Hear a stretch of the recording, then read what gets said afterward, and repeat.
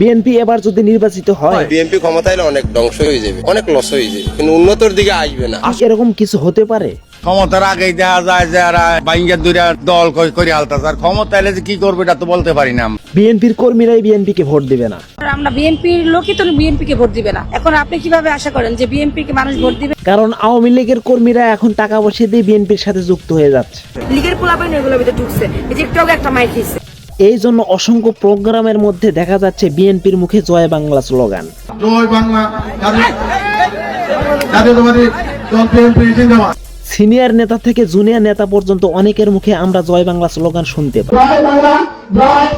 আর এতেই প্রমাণ হয়ে যায় আওয়ামী লীগের নেতারা এখন বিএনপির সাথে টাকা পয়সা দিয়ে সংযুক্ত।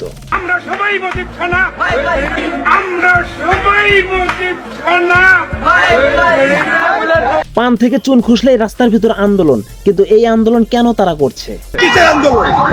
এটা কিসের আন্দোলন করতেছ বল? এই প্রশ্নের সঠিক কোনো জবাব পাওয়া যায়নি।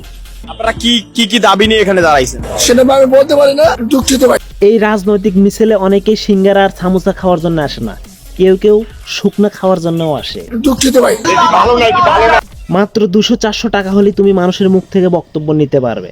এনসিপির নীতি নির্ধারকদের বলবো এই সব ছাগল মার্কা পাগল ছাগলদের থামা। তার আগে এই চ্যানেলটা সাবস্ক্রাইব করে রাখেন, কারণ জনগণের মনের কথা এই চ্যানেলে আপলোড করা হবে। এর মধ্যে পাগলের উৎপদ বেড়ে গেছে দেশের মধ্যে। এখন দেখবেন পেইড ভার্সন। আওয়ামী লীগ থাকাকালীন কোথায় যদি কোনো দল প্রোগ্রাম করতে যায়, তো আওয়ামী লীগ সেখানে ভাঙচুর চালাতো। ছাত্রলীগের সেক্রেটারি শুধু, হ্যাঁ, প্রোগ্রামে জায়গা হবে না। মানে আওয়ামী লীগ বাদে, ছাত্রলীগ যুবলীগ বাদে কেউ ঢুকবে না এখানে। জয় বাংলা ব্যতীত অন্য কোনো স্লোগান দিতে পারবেন না। তারা জয় বাংলা জয় বঙ্গবন্ধু স্লোগান না ধরবে, তাদেরকে আমরা এই কলেজ থেকে বিতাড়িত করে দিব। এই কলেজে শুধুমাত্র জয় বাংলা জয় বঙ্গবন্ধু স্লোগান চলবে। জয় বাংলা জয় বঙ্গবন্ধু। কারো কারো দাবি এ দেশের নির্বাচনই হচ্ছে বড় সংস্কার। নির্বাচন ছাড়া আর কি সংস্কার হইতে পারে? সবথেকে বড় সংস্কার নির্বাচন। তবে সাধারণ জনগণ তো ভাই নির্বাচন চাচ্ছে না। কোন নির্বাচন চাই? আমিও তো বিএনপির সমর্থক, আমি নির্বাচন চাই। একজন আর দুইজন নয়, দেশের 20 কোটি জনগণ এখন ডক্টর ইউনূসকে চাচ্ছে। 20 কোটি মানুষ একসাথে করেছে ডক্টর ইউনূসকে। সাধারণ জনগণের দাবি এ দেশে ডক্টর ইউনূসকে 5 বছর ক্ষমতায় থাকতে হবে। আমরা ইউনূস সরকারকে আগামী 5 বছরের জন্য দেখতে চাই। ডক্টর ইউনূসকে আমি মনে করি আরো 5 বছর যদি রাখা, বাংলাদেশ বিশ্ব দরবার অনেক উঁচু জায়গায় যাবে। ডক্টর ইউনূসকে যদি পদত্যাগ করানো হয়, যারা প্রবাসী তারা এ দেশে রেমিটেন্স পাঠানো বন্ধ করে দিবে। ডক্টর মোহাম্মদ ইউনূস যদি পদত্যাগ করে, আমরা রেমিটেন্স যোদ্ধারা রেমিটেন্স বন্ধ করে দেব। নির্বাচন হওয়ার আগেই নির্বাচিত মেয়র ইশরাক হোসেন। আমি এখানে ঢাকা দক্ষিণ সিটি কর্পোরেশনের নির্বাচিত মেয়র হিসেবেই এখানে এসেছি। তবে তার এলাকাবাসীর দাবি, ইসরাক কি বৈধ?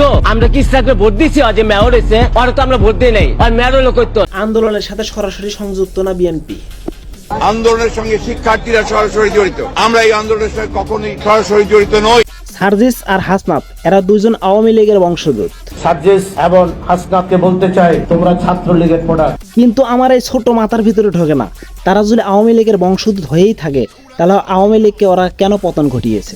আওয়ামী লীগের চ্যাপ্টার ক্লোজ করে এনসিপি উঠে এসেছে। বিএনপিকে নিয়ে অনেক আগেই ভবিষ্যৎবাণী করেছিলেন শামীম ওসমান। কসম খেয়ে বলছি আল্লাহর নামে, বিএনপি বাংলাদেশে ক্ষমতায় আসবে না।